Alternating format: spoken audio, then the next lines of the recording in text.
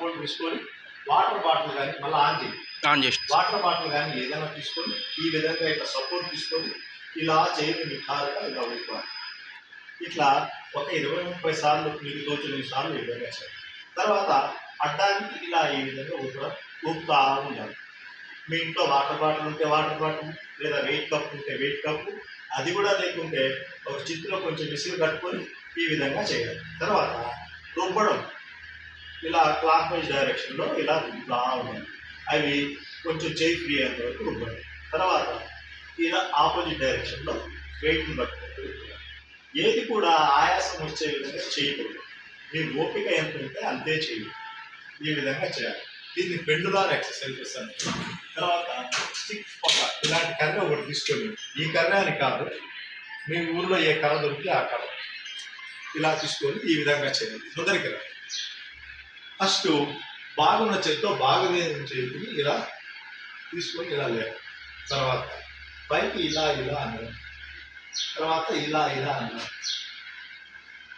తర్వాత ఇలా నిలబట్టుకొని ఒక చేతితో ఇంకో చేతి నెట్టారు. అన్నీ 20-30 సార్లు మీకు నచ్చింది. తర్వాత ఈ చేతితో ఇలా ఇలా నెట్టారు. తర్వాత ఇలా పట్టుకొని ఇలా ఇలా, తర్వాత ఇలా పట్టుకొని ఇలా ఇలా చేయాలి. అంటే ఏ చేయి అయితే మూమెంట్ లేదో ఆ చేయి పైగా, తర్వాత చేయి మార్చుకొని ఇలా ఇలా చేయాలి. వీటిని స్టిక్ ఎక్సర్సైజెస్ అంటారు.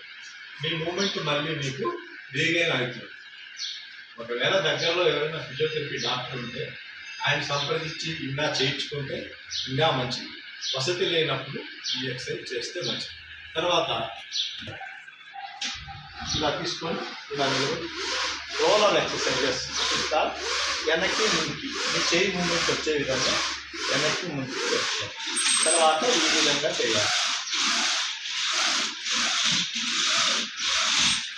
సెమీ సర్క్యులర్ మూమెంట్స్ చేయాలి. తర్వాత మీకు అనువుగా ఏమైనా రెసిస్టెన్స్ బ్యాండ్స్ ఉంటే ఈ విధంగా చేసుకోవాలి. ఇలా నిలబడి లాగి వదలడం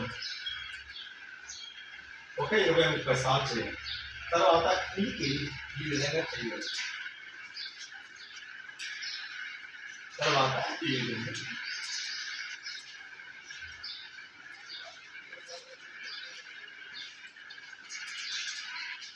తర్వాత ఇలా నిలబడుకొని ఇలా తిప్పడం, షోల్డర్ మూమెంట్ వచ్చే విధంగా ఇలా తిప్పడం.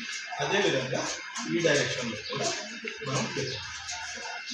తర్వాత ఒక గోడకి ఆనుకొని ఇలా చేతులు పెట్టి ఈ చేతులు ఇట్లా లేవకుండా ఈ మూమెంట్ చేయాలి.